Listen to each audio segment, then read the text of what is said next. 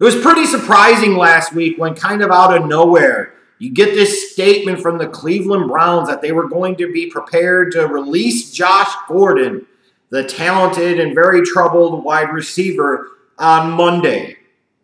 Like you thought Josh Gordon, even with the offseason, he had a bit of a slip-up perhaps, or he was trying to focus, whatever the case might be. The bottom line is he had Josh Gordon back in the fold week 1. He was supposed to be there. Finally, maybe he had conquered his demons at least a little bit. And you were actually going to be able to see some of that patience of the Cleveland Browns organization of the past few years finally pay off. And some things come to fruition. And ultimately, clearly, they did not. And it was also not surprising to see, with the talent that he has, even with the trouble that he brings along with him, that somebody was going to want to trade for him. Because you're at a point in time where, frankly, you're trying to win football games. And it's not like he's raping women. It's not like he's beating women. It's not like he's committing major crimes. Josh Gordon just has issues with a variety of different substances. Lots of people do in this world. Doesn't necessarily make him a bad person. But you look at this, and it's funny in a way. Because for a guy who's put himself through a lot and done a lot of stuff to himself and been incredibly self-destructive to himself in his career and specifically his financial earnings, he now gets rewarded with a trade to the New England Patriots to play with Tom Brady, the best that's ever played, and under Bill Belichick, the best that's ever coached. That's some type of punishment.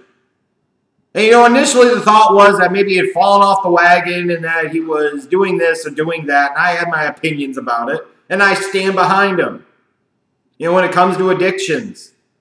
Like for years I was addicted to caffeine. For years and still I've been addicted to smoking. You could talk about the products and the chemicals and the this and the that. And that's all excuses. The bottom line is the reason I was able to stop intaking so much caffeine, specifically in the form of Mountain Dew, was because I ultimately made the decision to do so and did so. Period. And the reason I still continue to smoke is because I continue to come up with excuses to not stop. Flat out. It's that simple. That's my ass and nobody else's. And it's my own stupidity and self-destructive behavior that forces me to continue to smoke. Or allows me to continue to smoke and allow myself to continue to justify it even in smacks in the face of all this logic and all these other things. So when we talk about Josh Gordon, rooting for him and this and that, why the fuck would you root for him?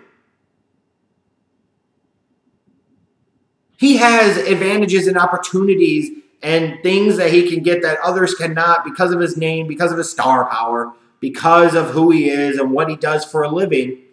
And if he continuously demonstrates self-destructive behavior and the fact that he doesn't give a shit, then why should you root for him? And this whole thing about feeling sorry for him because he's an addict. No, he's not a fucking addict to freaking alcohol. He's not a freaking addict to weed or any other variety of substances, whatever all it is. He's an addict to two things, being a dumbass and self-destructive behavior. And I speak from that position of knowing what it's like, and those are the two things that I am. Those are the two things that he is. Don't feel sorry for him. Don't root for him, because ultimately he doesn't deserve it, because he clearly is demonstrating that he only is doing enough because he's trying to save his career, because he's too stupid and self-destructive to do the real things he needs to do to overcome it. And don't give me this shit about demons and excuses and everything else, because that's crap. That's the excuse-making and the lack of accountability that is perpetuated and proliferated throughout our society today. I continue to smoke because I'm too fucking stupid to stop. He continues to do self-destructive things because he's too stupid to stop. Period. Start blaming the person. Start expecting the person to take responsibility and accountability for themselves, their choices, decisions, their actions. And you hear so many former addicts talk about the fact that when they stop making excuses for themselves is when they were able to kick their habits. And even the whole thing here, when you find out eventually that it might not have been because he fell off the wagon or had a relapse, but it was because he went to a photo shoot, might have hurt his hamstring there, and he showed up late to practice or the facility the next day, and he's had a little bit of a history of showing up late. Clearly, this guy doesn't value his opportunity. Clearly, he doesn't give a shit. And you could be somebody that loves Josh Gordon, wants to root for him and all that, but clearly the evidence shows you he doesn't care. Because with how many chances he's been given, the last thing he should be doing is doing anything other than being the best possible model or employee he could possibly be. He shouldn't even want to fart in the facility for fear they might release him. He shouldn't even want to pee in the bathroom he shouldn't pee in. He shouldn't even want to sneeze. None of that. He shouldn't just be showing up on time. He should be showing up early. He literally should be showing up and living in the damn facility of the team if that's what it takes. But here he is, apparently showing up late and shit. He didn't even deserve this opportunity to go to New England. He deserved to have his ass released and sit on the sidelines the rest of the year, because if he doesn't care enough and he doesn't value the multiple chances he's been given, then the opportunities that he's received, then give it to somebody else that will appreciate it. We talk about all this talent, all this other. That doesn't mean shit. Everybody holds on to this one really good season that he had that wasn't even 16 games then, if you remember. And that was, what, 4 damn years ago? So, like, if you want my initial reaction, my knee-jerk reflex reaction to this whole Josh Gordon trade, I say it's no big effing deal. Because what the hell has Josh Gordon done from a career standpoint other than one season like 4 damn years ago to make you think that he's even worth talking about? The hell makes you think that he's any type of impact player at all? Because of physical talent? Because of the brief glimpses of what you see, the potential, the possibility of who he can be? Well, Jesus Christ, how many years has he been in the league? I mean, at some point in time, enough is enough. So when we talk about this trade, the Patriots really didn't give up crap to get him, and nor should they have had to. They gave up exactly what they should have. From the Patriots standpoint, because of that physical talent, he most certainly was worth the flyer. And if he comes in and he behaves and he does good things, then he was worth bringing in. And if he doesn't, you can immediately fire his ass. Send him packing like the hell he deserves then. And you don't feel bad because you lost, what, a 5th round pick? Get back like a 7th round pick from the Browns? I mean, here's always the thing. It's ifs and buts with Josh Gordon. It's that simple. If he keeps clean, if he's focused, if he plays, it's always something. But it most certainly was worth the gamble for the Patriots. And from the Browns' perspective, they deserve absolutely zero heat or criticism for this. They were incredibly patient with this guy. Too patient, too forgiving, too flexible with him. At some point in time, you have to have a minimum viable standard of what is acceptable behavior and what is not.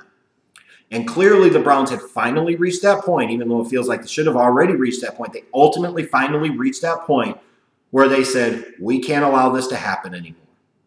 And you know what? When you're trying to talk about changing a locker room and changing an environment, you look at a guy like Josh Gordon, you're saying a talented guy like that you want in the fold. But the Browns, being the skid marks of the NFL for so many years, and it had so much patience with him for so long, they were ready to get rid of him. That should tell you something. And the Browns deserve a tremendous amount of credit, both for being patient with him and giving him the chance to straighten his shit up. And then ultimately, when he's decided that it just didn't matter that much to him, to have the courage to be able to call it a sunken cost and lost and be done with it and move the hell on and even be able to potentially get something back for it.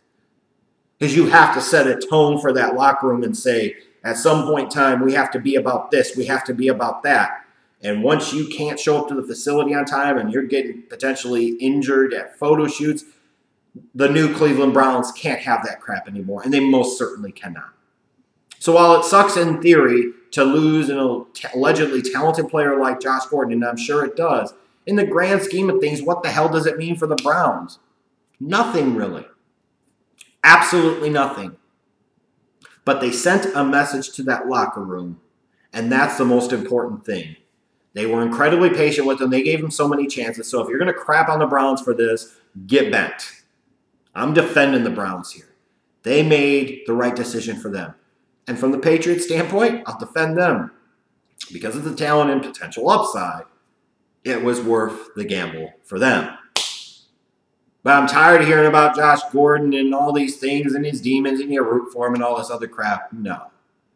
You know you're on thin ice.